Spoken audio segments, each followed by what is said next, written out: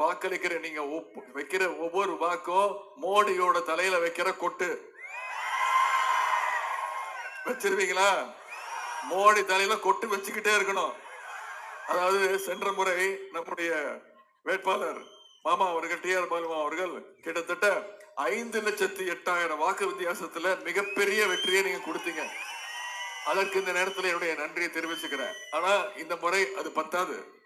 சென்ற முறை நம்முடைய எதிரிகள் எல்லாம் ஒன்னா இருந்தாங்க. இந்த முறை நம்முடைய எதிரிகள் எல்லாம் பிரிஞ்சு கோஷ்டியா பிரிஞ்சு நிக்கிறாங்க.